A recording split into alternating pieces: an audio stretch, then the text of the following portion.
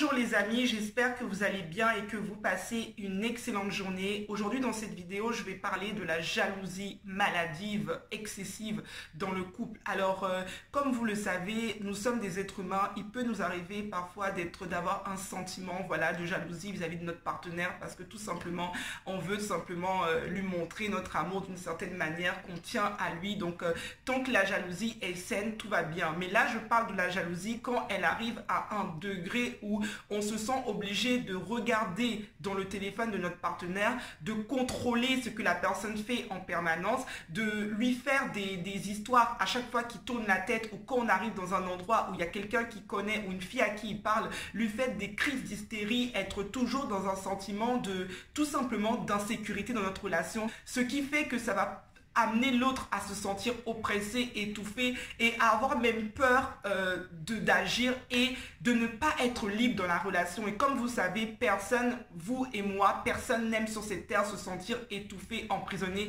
Est-ce que vous aimeriez qu'une personne vous contrôle, vous flique et vous accuse en permanence de choses que vous ne faites pas? Non, je pense pas. Donc dans cette vidéo, j'aimerais vous donner des clés si tu es jalouse maladive pour pouvoir te libérer de cette que je pourrais dire de cette maladie, parce qu'en réalité, c'est ça, c'est une maladie, c'est un stress permanent, c'est des pensées qui t'envahissent, c'est des réactions disproportionnées, parce que je vois même des personnes qui cassent les affaires, qui détruisent les biens matériels de leur partenaire, qui frappent leur partenaire, qui griffent leur partenaire dans le couple, tout simplement parce que ces personnes-là, la chose qu'elles n'ont pas, c'est la confiance en elles. Elles n'ont pas confiance en elles. Donc là, je vais te donner plusieurs clés pour pouvoir avoir confiance en toi. Dans un premier temps, je vais te dire que tu dois maintenant savoir qui tu es.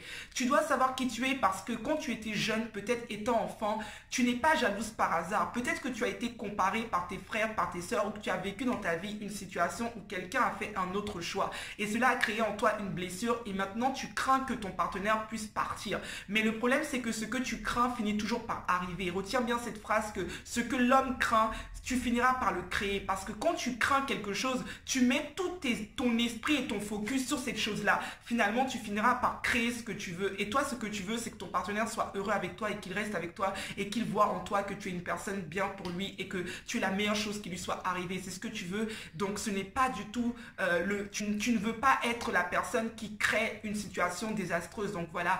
Donc maintenant, tu vas prendre une feuille et tu vas marquer tes points forts. Quels sont tes points forts? Quels sont, tes points forts? Qu'est-ce que tu apportes dans une relation quand tu es avec quelqu'un?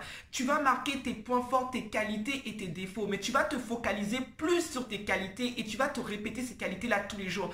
Demande-toi aujourd'hui également pourquoi ton partenaire est avec toi. Très important. Demande à ton partenaire pourquoi il t'a choisi. Parce qu'en effet, on ne lui a pas mis la corde au cou. Ton partenaire t'a choisi parce que tout simplement, il a vu que tu étais quelqu'un qui était exceptionnel. Mais le problème, c'est que lui, il t'a choisi parce que tu es exceptionnel.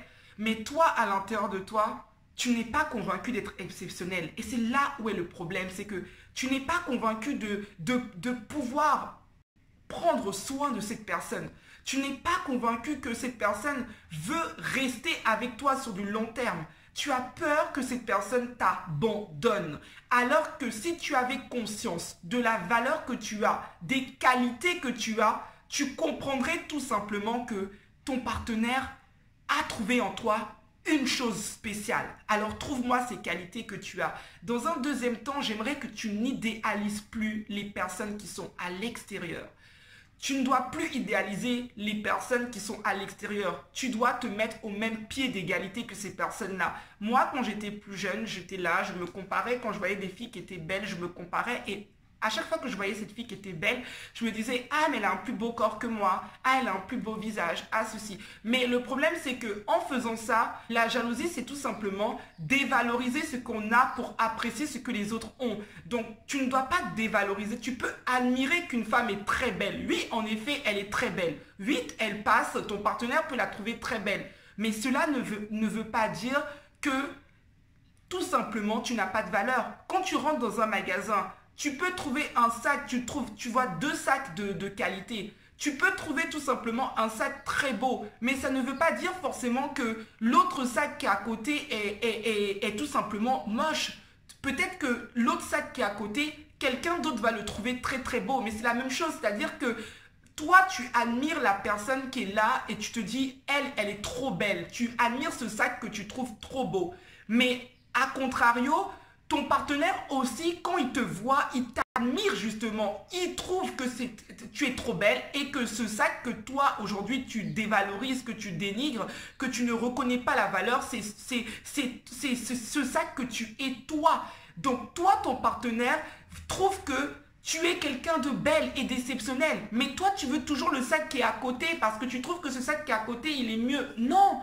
Tu dois à partir d'aujourd'hui te dire que les gens sont au même stade que toi. Tu dois désormais à partir d'aujourd'hui te dire que quand tu vois une fille qui est belle, admire cette fille, inspire-toi de cette fille, mais ne te dis pas que tu es moins qu'elle. N'aie pas cette pensée, tu n'es pas moins. Chaque être humain sur cette terre a sa particularité.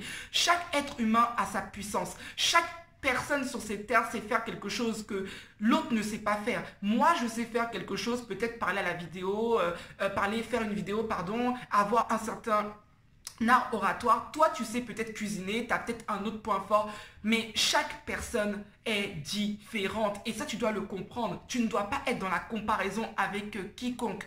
Dans un troisième temps, je vais te dire que tu dois avoir confiance en toi et t'aimer intérieurement. Tu dois avoir confiance en toi. Comment? Tu dois avoir la confiance que quelqu'un peut rester avec toi et t'aimer. C'est la première chose que tu dois te dire.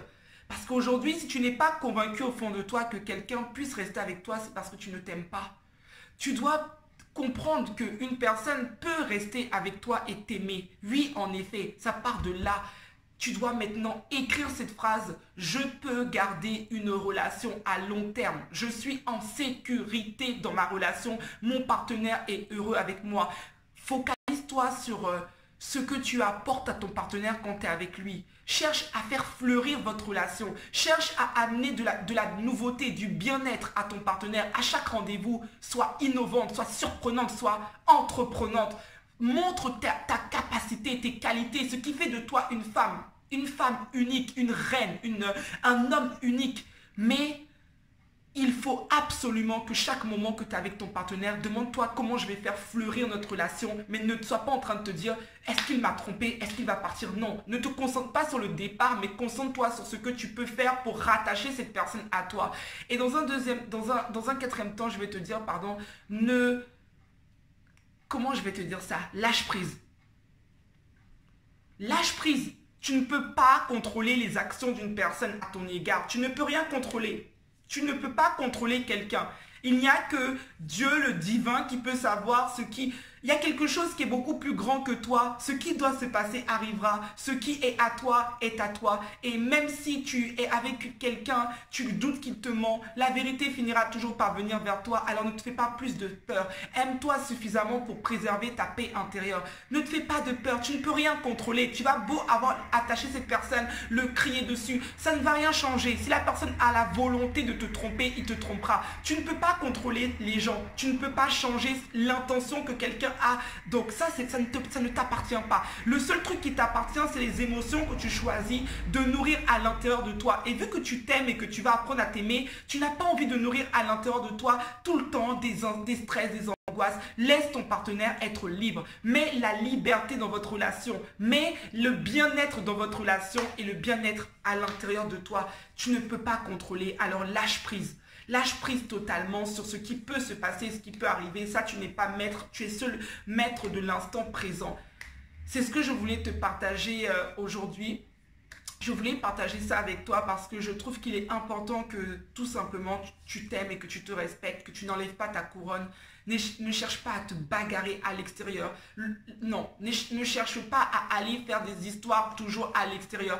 Non, ça ne sert à rien. Remets ta couronne sur la tête, reste dans ton siège. Tu es une personne de valeur, tu connais ta valeur, tu sais ce que tu vas offrir à quelqu'un, tu connais tes points forts, tu connais tes qualités. À partir de ce moment-là, tu offres ce que tu es à la personne. Si la personne ne veut pas tout simplement du sac à main que tu es. Si la personne trouve que ce sac à main est moche, il ira chercher un sac à main qui le convient. Mais à aucun moment tu dois te dire que le sac à main que toi ce que tu es est inférieur. Non, il y a quelqu'un d'autre qui va aimer et admirer ce sac à main et qui va lui trouver des choses exceptionnelles. Donc retiens bien ça. C'est pas parce que tout simplement tu admires une personne à l'extérieur que ça veut dire que tu es moins bien que cette personne. Non, il y a toujours une personne qui verra ta valeur. Je vais te souhaiter une excellente journée. Si tu n'as pas encore commandé mon livre Rebâtir sur la ruine, c'est le moment de le faire. Le lien du livre sera en dessous de la vidéo. Je te souhaite une excellente journée dans la paix, dans la joie et dans l'amour, ma reine et mon roi.